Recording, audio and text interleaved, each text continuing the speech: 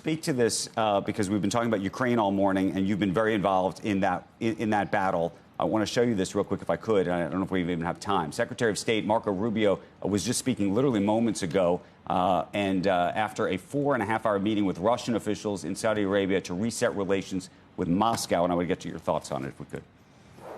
The goal of today's meeting was to follow up on the phone call the president had a week ago and begin to establish those lines of communication. The work remains. Today is the first step of a long and difficult journey, but an important one. And President Trump is committed to bringing an end to this conflict. We are trying to bring an end to the conflict. Apparently, we're also asking for something on the order of $500 billion in terms of access to minerals and other things for Ukraine. Is that a fair deal? Okay, look, I don't know anything about the deal and the intricacies of it. What I would say is, first of all, you put up people on the screen who are very talented. So if I look at this from an entrepreneurial perspective, the first thing I'm looking at is, okay, those three people are very talented. The second thing, I'll tell you something I think Trump does very, very well.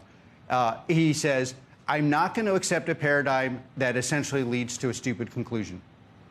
And he's like, okay, great. I'm going to give you a new paradigm. You don't like that, my paradigm? Give me another one. And I think honestly, I think he's quite brilliant at this. So what I see is, he's like, I'm not accepting a paradigm where America just keeps financing things. There's no real discussion. I'm sending three of the most talented people there. Let's figure it out. And again, what I would say to people who are trying to figure out how to make themselves, how to be builders, is do not accept a paradigm that is stupid, no matter who tells you that you should have it. Okay, let me ask you a different question about paradigm shifting. So one of the things that's going on right now, Elon Musk working with the DOGE team in Washington to try to get at some of the misspending that's been going on over the years. Fraud, waste, and abuse. And I think there's a lot of people who are super supportive of that. At the same time, you're hearing about resignations and all sorts of other things of folks who are questioning the access that they're getting to data. You are somebody who lives within data. You care about safety and security of data. Do you think we should have those concerns?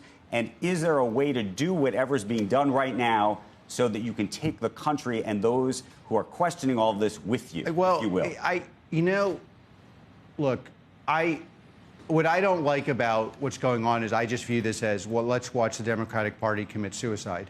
And like, I've been a Democrat most of my life. I kind of view myself as outside it, but I don't like watching the Democrats just commit suicide. And what I see is most of the country doesn't really, at this point, given the fraud, waste, and abuse we know is there, 90% of the country is like, get rid of that fraud, waste, and abuse.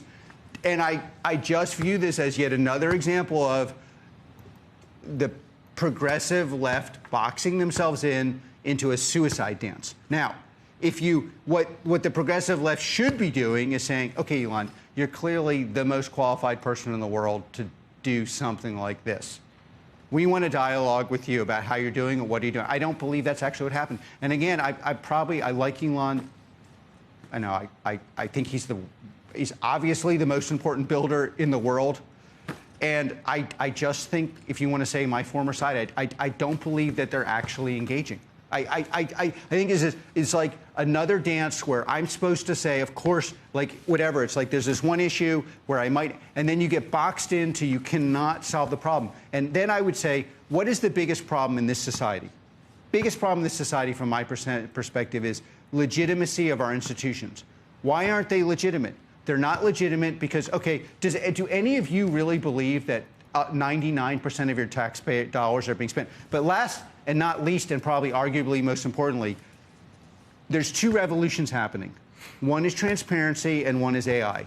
Okay, so why is it that we do not know where every penny of our money goes? Like, how do you explain that to people? And by the way, slightly more technically, what large language models do is they mean you can go into the contracts and see exactly what happened. So in the past, we couldn't do this. Now we can.